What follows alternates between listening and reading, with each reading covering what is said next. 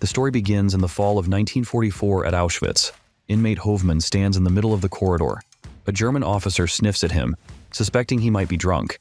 Then the hero runs in search of Dr. Nischel, a comrade in the barracks who is unwell.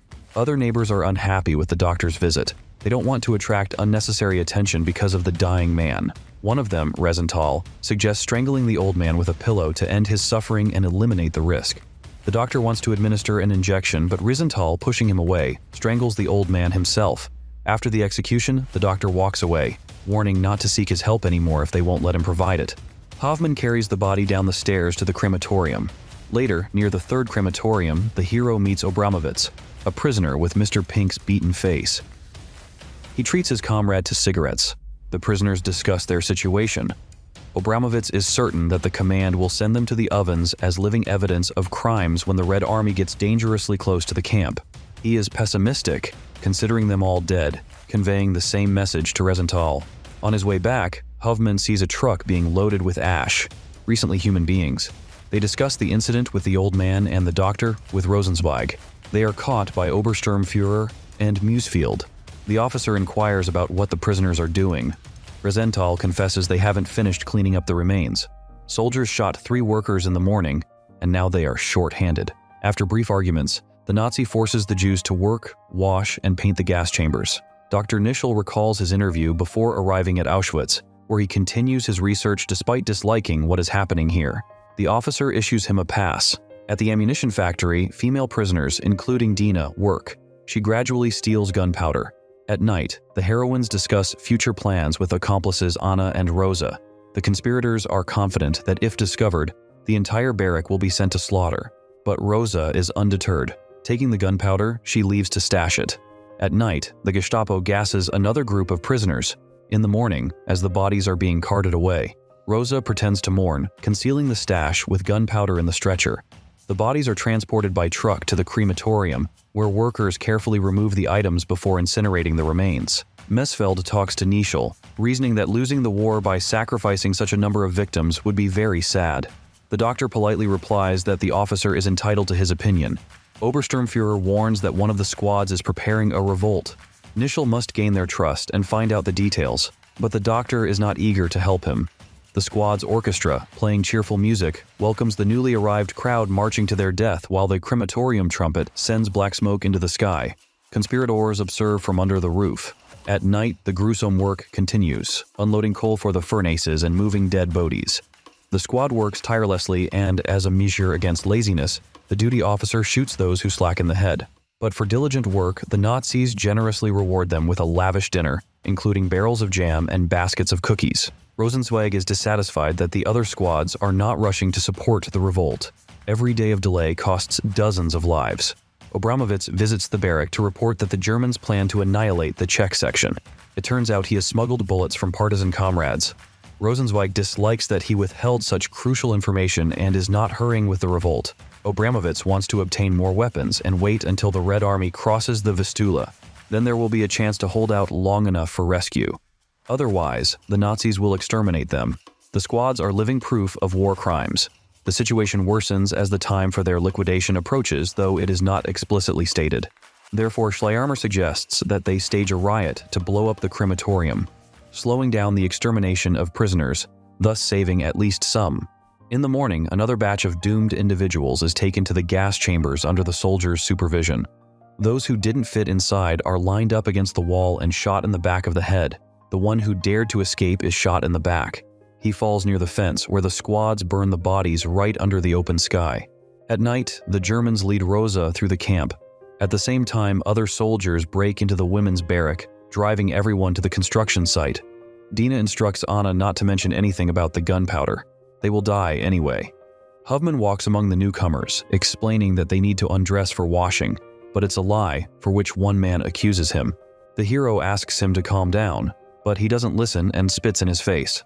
A fight ensues between them, indifferent to the guards. Hoffmann beats the prisoner amid his wife's desperate cries, and their conflict is interrupted by a gunshot to the head. The German guard removes his watch from the beaten man and with a smile gives it to the hero as a reward for the victory. The naked newcomers are herded into what is supposedly a shower. When the door behind them closes, gas is released, and Hoffmann, sitting on the floor, hears their pre-death screams. Musfeld visits Dr. Nishlin at his workplace. The medic studies twins following Mengelé's criteria, as the officer is interested in the mechanisms of this phenomenon. Musfeld inquires if the doctor has learned about the revolt, but he repeats that the prisoners don't talk to him. Obersturmführer shifts the conversation to the doctor's wife and daughter, kept in a sector that will soon be liquidated. He promises to spare them if Nischel helps expose the revolt. Dina weeps over Rosa's tortured body in the cell. Then the Gestapo interrogates her to find out where she hid the stolen gunpowder. The girl endures the torture. They then switch to Anna, whose screams echo through the corridors. The squad searches the belongings of the deceased, confiscating food and valuables, after which they pull the naked bodies out of the gas chamber.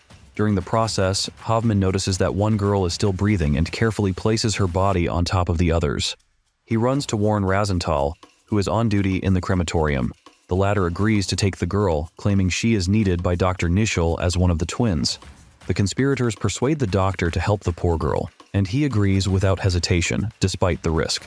Hoffman brings her for examination, and Nischel neutralizes the gas effects with injections. When the survivor regains consciousness, she is given tea. However, a new problem arises: where to hide her now? Initially, they move the survivor to the dressing room. Schleiermacher doesn't want to risk hiding the girl in the barrack. Despite persuasions, it could jeopardize the revolt. Nischel, hearing about the uprising, asks how he can help, but his interlocutor doesn't trust him. The medic works for the Nazis. Obermovitz sneaks into another sector. He bribes a guard, getting a slap in the face for insufficient payment. Meeting Schleiermacher and the doctor in the crematorium, he learns about the saved ones and reports that Dina and Rosa were seized. Other squads decided to organize an escape. Rosenthal doesn't like this. He wants to disrupt the camp's disposal work. The conversation turns into an argument but ends in a compromise. The revolt will start very soon. Still, there's an unresolved issue. What to do with the girl? There's nowhere to hide her. Disguising her as a prisoner won't work. The guards keep meticulous records. The debate about her fate is interrupted by Hoffman, who warns of Musfeld's visit. After hiding the girl among the workers' clothes, they tell the officer that they are discussing uniforms and work assignments. After reprimanding for formality, Obersturmführer notices Obramovitz, a prisoner from another barrack, and when he lies about being transferred, he shoots him dead on the spot. Musfeld inquires about the conspiracy, and Rosenthal evasively responds that they are not involved. The officer dismisses him, revealing the terrified girl cowering behind hanging aprons. The doctor asks the workers to leave so he can explain to the German what is happening. After taking Obermovitz's body, the conspirators leave. Nischel explains that the girl survived in the gas chamber to gain some time before the planned revolt. The doctor admits that he got the necessary information, but they need to talk in a safe place. With Hoffman assigned to watch the girl, Musfeld exits with the medic. Left alone with the survivor, the hero recounts the horrific work he performed here for survival, including the elderly man who burned his entire family in the crematorium and didn't want to live anymore. Meanwhile, leveraging Mengelé's favor, Dr. Nischel explains to Obersturmführer that the girl who survived in the gas chamber is needed for experiments. The officer suggests deciding who will die instead of her, but the doctor disagrees. To negotiate a concession, Nischel mentions an upcoming Erpressung without specifying the time, but it's not enough for the officer. Failing to reach a consensus, the doctor resorts to blackmail. He threatens to inform Mengele that Musfeld is unfit for service due to alcoholism. This infuriates the officer, but he's compelled to listen to the demands to expel the girl beyond the camp, disguised as an escaped prisoner. In the women's sector, Germans shoot the residents of the barrack one by one in front of Dina and Anna. The officer lectures that pledging loyalty to Polish partisans, disregarding the lives of their comrades, is foolish. Poles don't recognize them, and at the beginning of the war, they handed over Jews to the Gestapo. Unable to endure the systematic execution, the girls end their lives, one throwing herself onto the electric fence, the other onto the guard's rifle. It's October 7, 1944. Conspirators send Hoffman to the 3rd crematorium to report Obramovitz's death. He protests that he doesn't know Yiddish, turning into an argument with Rosenthal. The dispute is interrupted by a fire. The crematorium ignites with clouds of black smoke after an explosion. Schleiermacher organizes armed barricades at the exit and doors. Prisoners dismantle the hidden arsenal while an alarm signal echoes over the camp. In another crematorium, squads also revolt, even pushing a German officer into the furnace alive.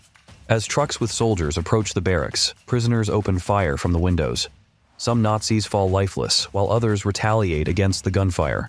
While the firefight is ongoing, Rosenthal rushes through the building, searching for the rescued girl. The Germans bring in machine guns to gain a firepower advantage.